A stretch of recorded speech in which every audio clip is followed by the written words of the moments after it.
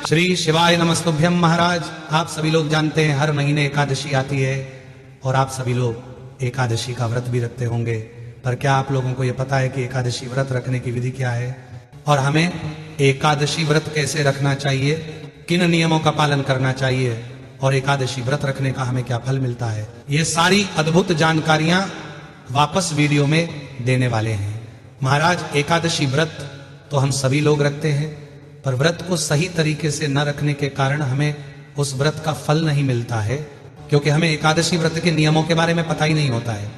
तो सबसे पहले आप ये जान लीजिए महाराज, एकादशी व्रत भगवान विष्णु से जुड़ा हुआ है, क्योंकि जब हम एकादशी व्रत करते हैं तो इससे भगवान विष्णु प्रसन्न होते हैं और आप एकादशी व्रत की शुरुआत किसी भी एकादशी से कर सकते हैं। पर साल में जो मार्गशीर्ष महीने की कृष्ण पक्ष की उत्पन्ना एकादशी होती है, उस एकादशी से व्रत की शुरुआत करना बहुत ही ज्यादा फलदायी माना जाता है, क्योंकि उसी दिन से एकादशी व्रत शुरू हुआ था। जब भी हम एकादशी व्रत की शुरुआत करते हैं तो उससे पहले एक संकल्प लिया जाता है। उस संकल्प में हम यह बोलते हैं कि हम इस एकादशी को किस मनोकामना के लिए कर रहे हैं, और ऐसा भी संकल्प लेना चाहिए कि जब तक हमारी वह मनोकामना या वह काम पूरा नहीं हो जाता है, जब तक हम इस एकादशी के व्रत को नहीं छोड़ेंगे। महाराज, यहाँ पर कुछ लोग पूरे वर्ष भर की एकादशी व्रत करने का संकल्प लेते हैं, तो कुछ जीवन पर्यंत तक भी एकादशी व्रत करने का संकल्प लेते हैं। तो यह आपके ऊपर निर्भर करता है कि आप कब तक एकादशी का व्रत करना चाहते हैं। वैसे एकादशी का व्रत कभी छोड़ नहीं जाता है। महाराज, अब हम आपको बताते हैं कि जो लोग एकादशी का व्रत रखते हैं या रखना चाहते हैं, उनको अपने व्रत को कैसे रखना चाहिए और किस नियम का पालन करना चाहिए। महाराज, सबसे पहले एकादशी व्रत रखने वाले को दशमी तिथि के दिन एक ही समय भोजन करना चाहिए। यह दिन एकादशी के एक दिन पहले का दिन होता है। एकादशी व्रत रखने के लिए आपको दशमी के दिन ही प्याज, लहसुन या तामसिक भोजन का त्याग कर देना चाहिए और इस दिन शुद्ध और सात्विक भोजन ही करना चाहिए, वह भी सिर्फ एक ही समय। इसमें आपको प्याज, लहसुन, मसूर की दाल, चावल का त्याग करें और पूर्ण ब्रह्मचर्य का पालन करें। महाराज, इसी के साथ में दशमी के दिन रात को सोने से पहले आप दातुन या अपने दांतों को साफ जरूर कर लें, क्योंकि एकादशी व्रत में दातुन करना वर्जित है। क्योंकि एकादशी व्रत वाले दिन आप किसी भी पेड़ की टहनी, पत्ते या फूल नहीं तोड़ सकते हैं। इसी के साथ में एकादशी व्रत वाले दिन आप उंगली से कंठ भी साफ नहीं कर सकते। महाराज, इसी के साथ में दशमी तिथि के दिन आपको तुलसी पत्र तोड़कर रख लेना चाहिए और तुलसी जी में जल भी दे देना चाहिए, क्योंकि एकादशी और द्वादशी के दिन तुलसी जी की पत्ती नहीं तोड़ी जाती है। महाराज, इसी के साथ में अब एकादशी वाले दिन आपको सुबह जल्दी उठकर ब्रह्म मुहूर्त में ही स्नान कर लेना चाहिए।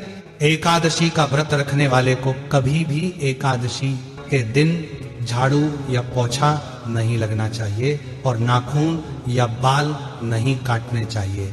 महाराज, इसी के साथ में एकादशी वाले दिन बाल और कपड़े धोना भी वर्जित माना गया है, क्योंकि इस दिन किसी भी कारण से आपके हाथ से कोई छोटे से छोटा जीव जंतु भी ना मर जाए, इसलिए ये सारे कार्य वर्जित है। एकादशी व्रत रखने वाले को इस दिन दोपहर में नहीं सोना चाहिए और इस दिन आपको दान पुण्य भी जरूर करना चाहिए, पर इस दिन किसी के द्वारा दिया गया कुछ भी आपको नहीं खाना चाहिए।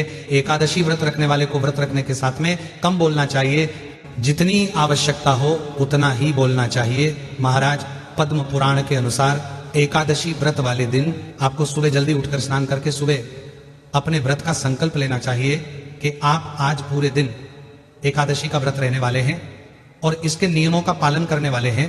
इस व्रत में आपके पूरे दिन निराहार रहकर भगवान विष्णु जी की पूजन आराधना करनी चाहिए। एकादशी व्रत में बार बार पानी नहीं पीना चाहिए। साल में सिर्फ एक ही एकादशी होती है जिसमें आप जल नहीं पी सकते हैं, और वह होती है निर्जला एकादशी। बाकी सब एकादशी में आप संयम से जल पीकर व्रत रह सकते हैं। एकादशी व्रत रखने वाले लोग व्रत में फल, घर में निकला हुआ फलों का जूस या दूध या जल का सेवन कर सकते हैं। एकादशी व्रत में कुट्टू, आलू, साबूदाना, शकरकंद, जैतून, नारियल, दूध, बादाम, अदरक, काली मिर्च, सेंधा, नमक तथा चीनी आदि खाद्य पदार्थों का सेवन कर सकते हैं। महाराज, इस दिन किसी को भी चावल का सेवन किसी को नहीं करना चाहिए, वरना आपके सारे पुण्य नष्ट हो जाते हैं। इसी के साथ में अन्य पदार्थ जैसे बाजरा, जौ और मैदा, उड़द, मसूर, मटर, छोला, सेम, शलगम, गोभी, गाजर और पालक आदि भी खाना नहीं चाहिए। इसके अलावा मेथी, हींग, सरसों, सौंफ, इलायची, इमली, लौंग और जायफल आदि मसाले भी एकादशी व्रत में वर्जित माने गए हैं। बेकिंग पाउडर, नमक, बेकिंग सोडा और बाहर की मिठाई भी नहीं खाना चाहिए। इस दिन आपको पहले भगवान विष्णु जी को भोग लगाना चाहिए तुलसी पत्र के साथ में, और फिर उसका सेवन आपको करना चाहिए। महाराज, एकादशी व्रत रखने वाले को पूरे दिन ओम नमो भगवते वासुदेवाय नमः मंत्र का जाप करना चाहिए, और धन प्राप्ति के लिए भगवान विष्णु जी के साथ में लक्ष्मी जी की भी विशेष पूजन आराधना करनी चाहिए। इस दिन भगवान विष्णु जी को पीले वस्त्र, पीले फूल, पीले अनाज, केला जैसी सामग्री समर्पित करें। महाराज, एकादशी वाले दिन शाम के समय तुलसी जी के पौधे के पास में गाय के घी का दीपक जरूर जलाएं। एकादशी व्रत वाले दिन आपको रात्रि में भगवान विष्णु जी के नाम का कीर्तन करना चाहिए। महाराज, अब हम जानते हैं कि एकादशी व्रत खोलने के नियम क्या है। आपको अपने व्रत का पारण कैसे करना होता है। एकादशी व्रत का पारण अगले दिन द्वादशी तिथि के दिन सूर्योदय के बाद ही किया जाता है। शास्त्रों में कहा गया है कि एकादशी व्रत का पारण द्वादशी तिथि समाप्त होने से पहले ही कर लेना चाहिए। महाराज, इसी के साथ में द्वादशी तिथि शुरू होने के साथ में हरिवासर का समय भी शुरू होता है, जो कि द्वादशी तिथि का 1/4 समय रहता है। इस समय हमें व्रत का पारण नहीं करना चाहिए।